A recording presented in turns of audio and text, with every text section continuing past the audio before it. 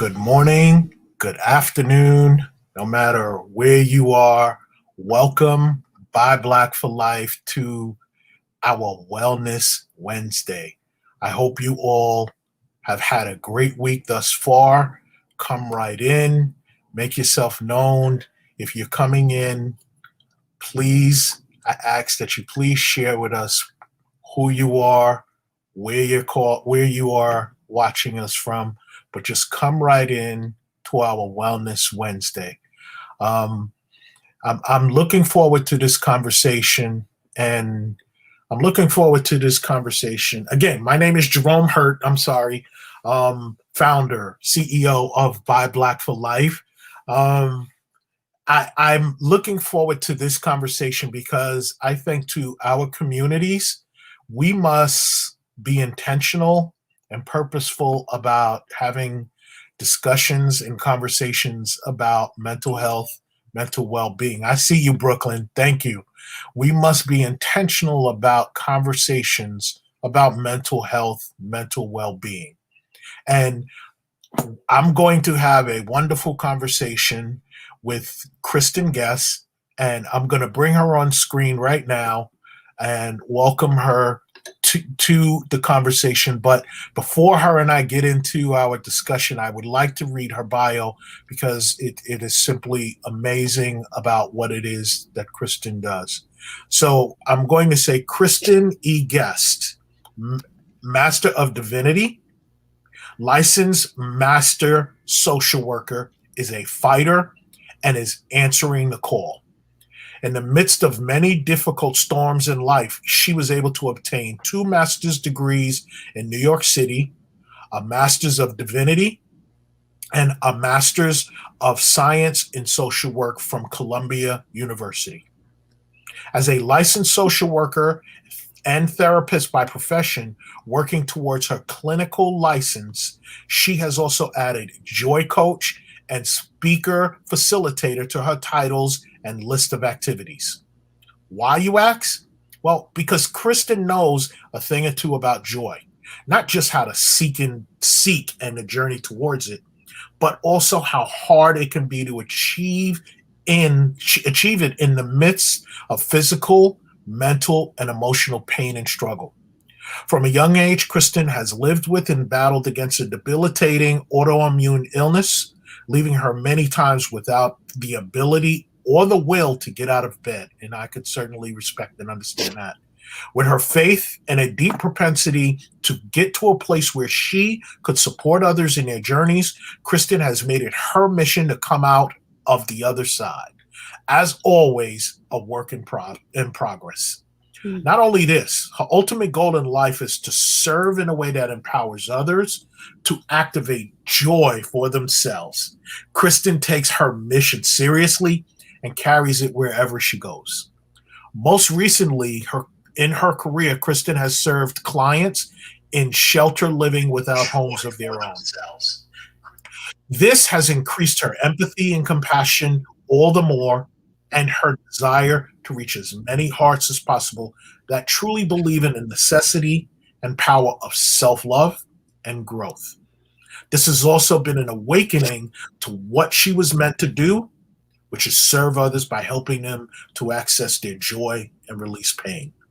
Wellness services of all kinds are indeed a calling, and Kristen feels led to do for those who may be a bit stagnant in their lives, careers, and even family systems to focus more on the issue at hand, at which point they could figure out what success means to them and achieve it wholeheartedly. By Black for Life, I introduce you to Kristen Guest. Welcome, Kristen. Thank you so much. Thank you for allowing me to be here with you.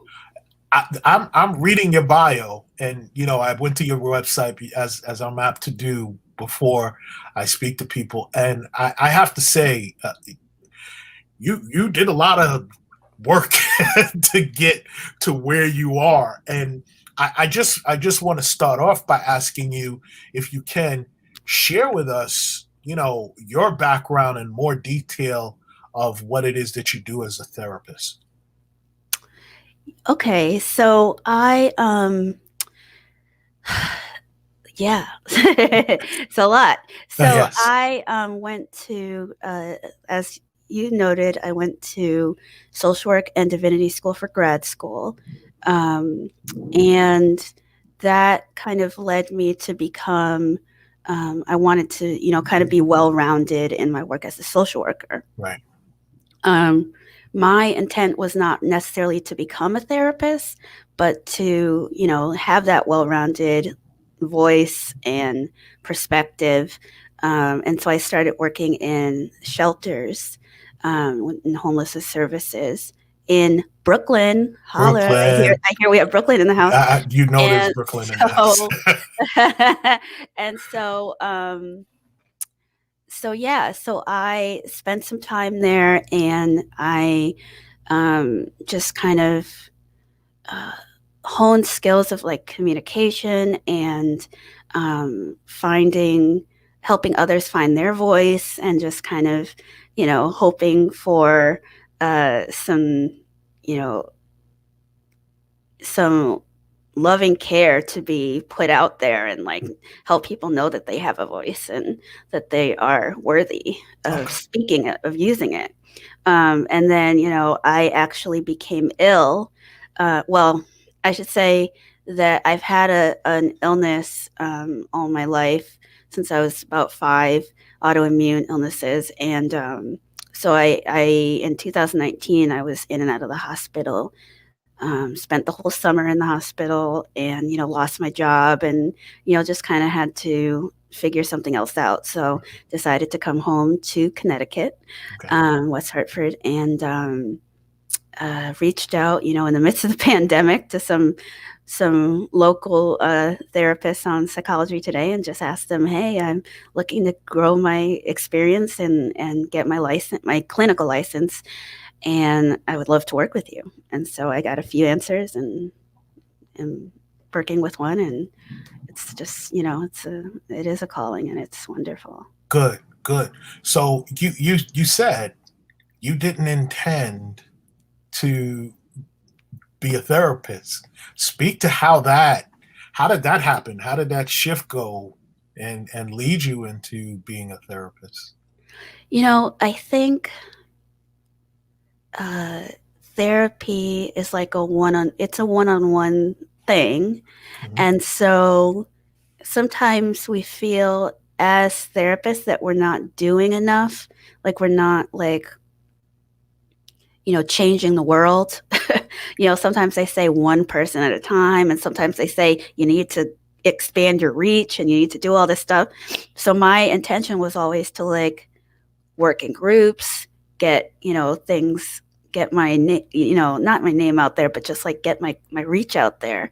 Mhm. And so I felt like maybe therapy would be digressing a bit, because it meant like, it can be a little bit more flexible, which is great, because full time really wore me out, and I believe put me in the hospital. Okay. And but it's also, yeah, it just, I'm realizing now how much impact you can have on a single person, that makes you feel alive Mhm. and makes you feel like you are doing something. And it wasn't digressing, it was doing what's right for me, and then doing what's right for other people. So how can you go wrong with that? I love that. I love that. So, how long have you been practicing before you made the shift? Because I think what attracted me to want to speak to you was the joy coach. I Yeah. mean, I'd never seen that title before. And, in all that we are in, it's going to be, it's more than a year, a little bit more than a year of being in a Mhm. pandemic. And Right. I think joy, it should be central to everything we do. You're a Hmm. joy coach. Yeah. What led you to joy, to be a joy coach? Well, one of the things that I do say is that joy saved my life in more ways than one. And I think that, considering how having a physical illness can impact mental wellness. Mhm. Um, I kind of made a decision without really always knowing it that, um, joy was going to be at the forefront of my life, and that I was going to smile and, smile through it, and kind of find my love, and find my peace within the little things, and I think that, this has always been inside of me, but like just finding joy, I think, is so important, that I've always been a helper. So I just wanted to, part of my joy is like allowing other people to find theirs. And I think that, it's important for me and for everybody to realize that, you know, um, taking in what you can of joy, and releasing it to others is like um, part of the mission, if you will. Um, but yeah, I've been, it's been in me all the time. I just kind of, in the midst of the pandemic, actually, I decided, this is something that I want to like release. Mhm. And, I'm still transitioning. It's not like a full done deal, I think, but I think it's like I started my business, and I'm, working on me still, and I'm, hoping to be able to help others in that way. And I want to talk about the me part that you talk about, because I think it's important in what you do to talk about you yourself are dealing with things. You have, like you said, days Mhm. where you just don't want to get out of bed yourself. Mm, So, um, how does Kristen find the joy even when Kristen doesn't even want to get out of bed? mm. Yeah, that's a big question. So, I have some uh, pillars, I call them, that I live by, and Mhm. that's kind of like giving love, creating peace, Mm. learning forgiveness, um, seeking gratitude, and calling out fear. And I think if you're doing any one of those things, I think that, you're at least putting yourself on the first step to like getting there, which is still just as important. Right. But like when I'm sitting in bed and I am, having that time where, or laying in bed and just having that time where it just feels like my body is frozen, and my heart is in need, and um, my head is fuzzy, I just kind of think, you know, this is what I'm supposed to be doing. Yeah. Like laying in the bed, taking Mm. care of myself, loving myself, and giving myself the time that I need to not even just rest, but like grow, and like and take the time, for me. And I think that that's so incredibly important. And sometimes I don't really like believe myself until I get out of bed and like Right. feel the energy that I've had, and Mhm. like, realize, okay, now I can really practice joy. But like I'm practicing joy just by like taking care of me, and, showing myself that I deserve to take some time. Kristen, it sounds like something that I've been preaching on, um, and that's giving yourself grace. Mhm. And Yes. that's what it sounds like you're practicing. Yeah. And um, it's something that I think we all have to practice. Mhm. And I know for me personally, I've had to practice that because I realized I cannot be good to anyone unless I'm good to myself first. Amen. So I thank you for sharing that, and I'm going to ask you to say something again, because I I at some point, I'm going to go back and ensure that this is in the chat. Can you share those pillars again? Because I think what you hit upon is so Yeah. powerful and should not be missed. Can you share those pillars again? Yeah, of course. So giving love, creating peace, um, learning forgiveness. That's big. Yeah, yeah, for sure. That's big. Yes. Seeking gratitude and then calling out fear. And the thing that I ensure by, creating these pillars um, and the way that I say them and explain them, Mhm. like they're all something that you can do for others, but you have to do them for yourself first. You definitely have to do them for yourself first. And without, caring for yourself, you're not going to be able to care for others. So Oh wow! that's Thank. that. I really appreciate you repeating that back because Yeah. I mean I think that is powerful, especially the calling out fear. Mm-hmm. Um, what does Mm-hmm. that look like for you? Yeah. So I've played around with that, the phrasing for that, because at one time I was just thinking like casting out fear, and I'm like, nah, no, it's not. It's not It's that. not really that. It's like fear is going to be there, Mhm. and fear is supposed to be there, honestly, because it's one of those things that rides. Like it can either tear you down and or it can like ride along with you, Yeah. and you want it to like ride along with you and motivate you and sit there and be like kind of your buddy in this, because if you take the fear and let it overwhelm you, then that's not joy, and that's not you know growing and seeking in life.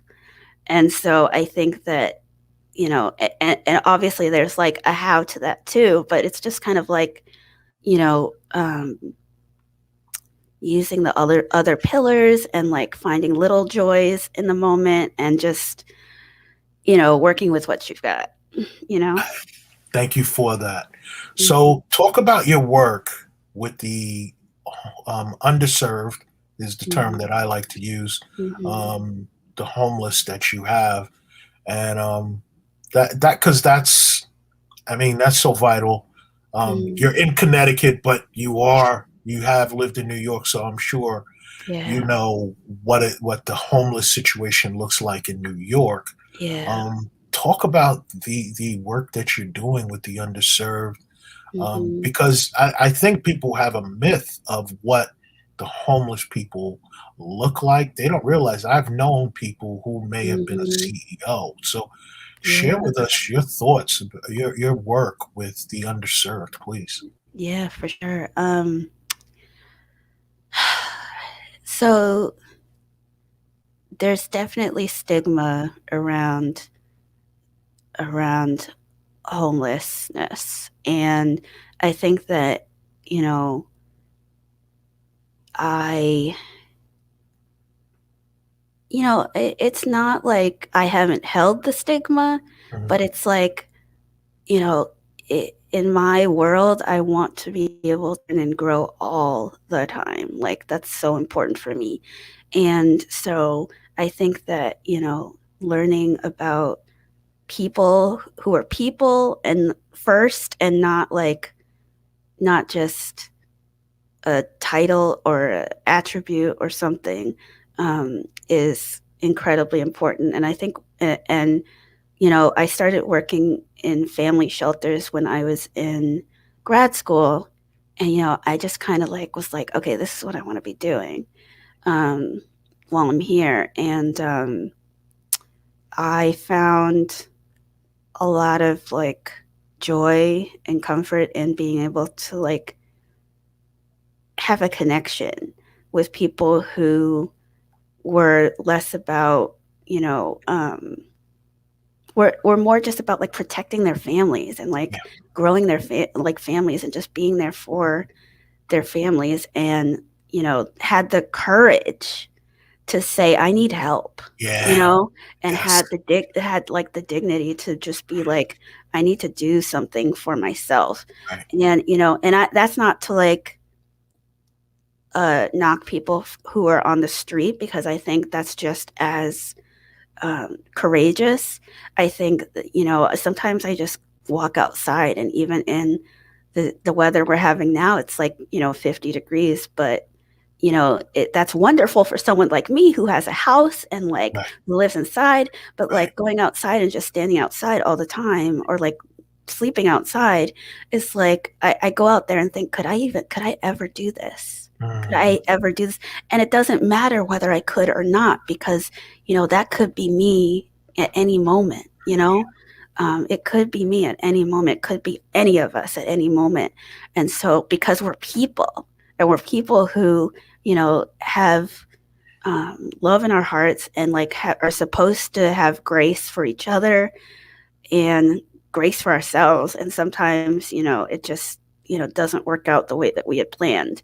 Um, but so I do my best. I used to, well, me being in the hospital all the time, I used to get these like wash kits from the hospital, like the little takeaway, whatever. And yes. so I would just get those out, because I was like, how many of these do I need? But then it's like, um, just someone who I don't know. I just have this place in my heart for people who are asking for help, and who need the help. And sometimes it's like the stigma doesn't allow them to like move forward, but then we're like, oh, get a job or do this or do that. And it's like, where am I supposed to go, if nobody's going to Yeah. give me a leg up? And Yeah. I wanted to share because um, this topic is personal to me. Mm, Um, I during high school, between my junior and senior year of high school, my family lived in a homeless shelter, mm, and I am so appreciative of what you do, even talking about the kids, yeah, right? Because yeah. people don't realize, right, that some of the time when you're going to these shelters, these Mhm, families, they only have the clothes on their backs. They have nothing. And it's so many different circumstances that lead them there. Maybe a fire in their home. mhm. In my case, it was my mom had a great job, but didn't manage her money. Right. So See? I just want to, say to you, because again, it's personal to me, Mm, that I thank you for that work, because showing up when you're in that shelter, people that show up, it is so vital to those yeah. of us who have lived there. So, me personally, I want to thank you for that. That is absolutely amazing. You're getting a lot of love in the chat. I have Oh, someone. Um, we have someone from Trinidad who's watching. uh-oh. Okay. Someone. Trini's in the house. Someone said, "This is amazing. Thank you for bringing this to us. A series on this can really be as important as our economy." Mm, I agree. That's why we try to bring this content to you. So many of us are at risk of homelessness. yeah. Absolutely. These days, people are working and living in their cars. Our Yeah. urban league in Seattle oversees a parking lot dedicated to this population. I've been to Oh, Seattle, wow. been to downtown Seattle. If you've ever been to downtown Seattle, um, Mm, it's right there in your face. And I've been mm, there, and it's literally, so we talk about, the things that you go and see. It's literally blocks away from the things that the tourist goes and sees, the yeah. homeless, the people just living out on the streets. So thank you for that. I'm an Mm. urban leaguer, New York Urban League. All right. So I give love to the Urban League, and the work that we all do is so vital in this Mm, community. Um, Before I get to the next question, there's something I do want to ask you, because I think some of the comments have touched on it. mhm. Our people have a stigma behind um, therapy, seeking assistance, Mhm. What advice would you give to our people? And I definitely am going to have you on again more often because, again, Mm. like was said, a series like this is so vital for our people to hear. What would you share with our people about therapy? Yeah. Um, to be honest, like I actually had this conversation maybe yesterday or the day before, and um, and it's noticed. This conversation I had was with a white friend, and they were like, oh, a lot of people in the Black community have stigma against mental health and like mental and therapy and all this stuff, and they don't like it. And I honestly think that, it's getting better, as far as at least taking our mental health in our hands and kind of like understanding the importance, and whether we want to go to therapy or not. It's like, you know, the first step is really understanding where our worth is, and understanding um, how important our lives are, and how worthy we are to like get help. And like I said, it's courageous. Like, I don't care what anybody says. It takes a lot of guts to ask for help and to know that you have um, a need. Um, and I don't see asking for help as something that's lesser. I see it as we're social beings. We are Mhm. connected. And the other thing is, like, people say like, oh, as an introvert, I don't like to, you know, you know, be with people, or like, how am I supposed to like either be a therapist or be in groups or like do all this? Introversion is about like get it where you get your energy from. It's not about us being connected or not. Mhm. It's about us, needing to go home and like lay down or like listen to music or be by ourselves and recharge. Yes. It's not about whether you like to talk to people or whether you need connection. You need connection. Okay. Let me just tell you that right now. We need connection. And as Black people, um, we need it, just as much as anybody else, maybe more so. And I would, admonish people to just, take your life in your hands and kind of understand where your calling is, where your head is. Not everybody may need therapy right now, but Mhm. everybody needs to take a look at um, what they're feeling and what they're thinking, and just kind of like challenge ourselves to be better and grow. And if that means, getting help, then hey, you know, I do agree. We're on one accord because, especially in COVID, yeah. connection, we're missing that, right? Oh I yeah. mean, Oh yeah. if my wife loves to say, if she knew um, a year ago that that was going to be the last time she'd get to be able to hug her daughter for the last time for a while, she would have Yeah, held on a little bit longer. And absolutely. that is so powerfully deep. It's real. Yeah, it is. It Really. is. And I don't think we're going to see the effects of this year in COVID that we had. It's going to be years that we see it. But talking about COVID, how have you had to shift with what you do in this time of COVID? That Yeah, how has this affected you? Because it's all of us have had to shift in one way or another. How have you? absolutely. So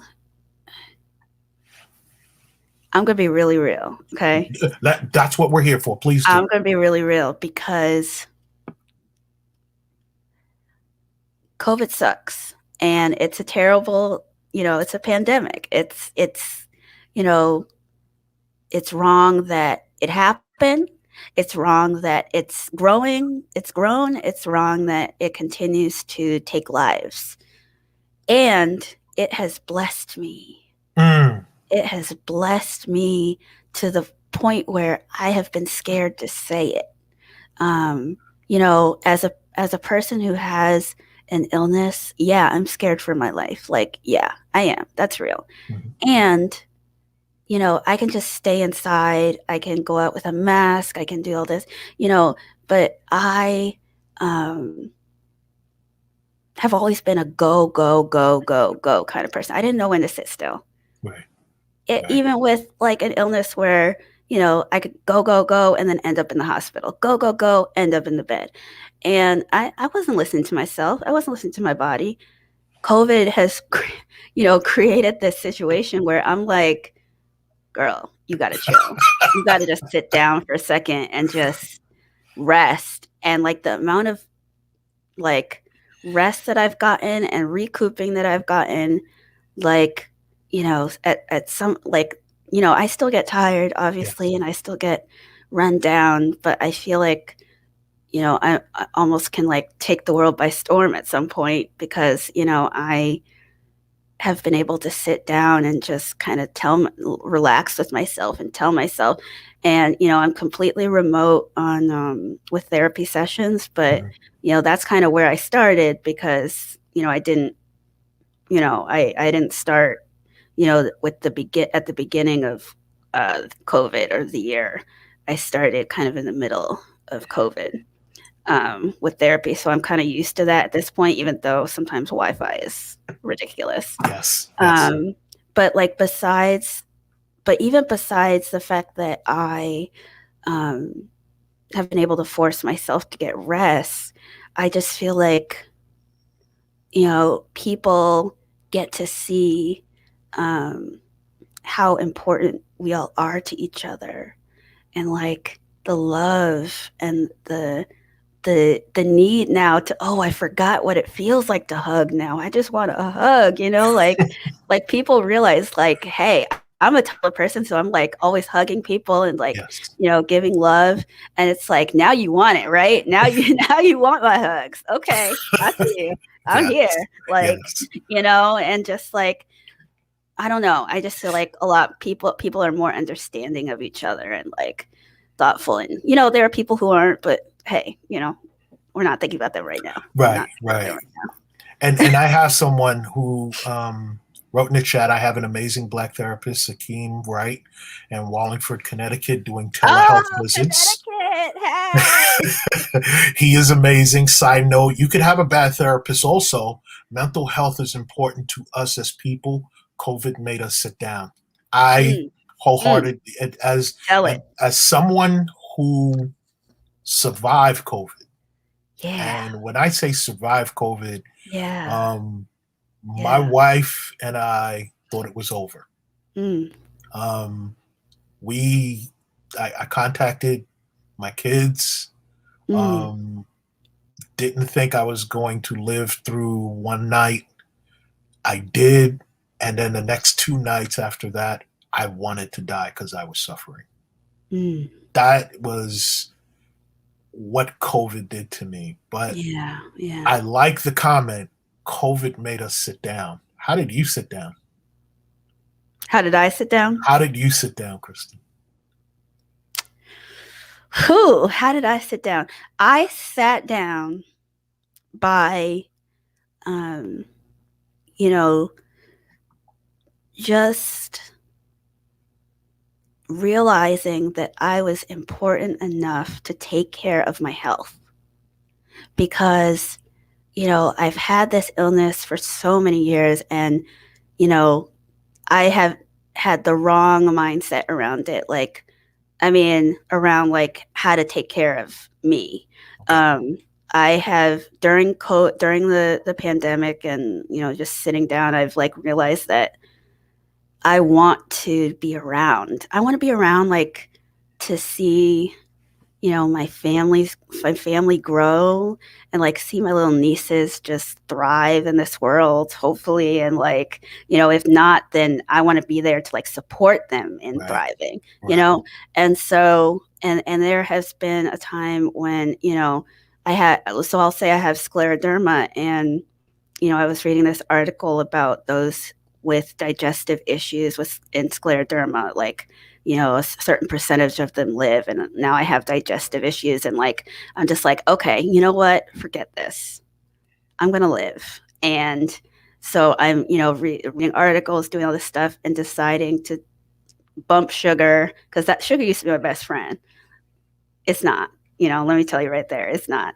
And so I have been, trying to, just I took away sugar, no meat, eating vegetables, like doing that. And I'm not like fully where I need to be, but I'm A, making strides a work and in like progress. We all are.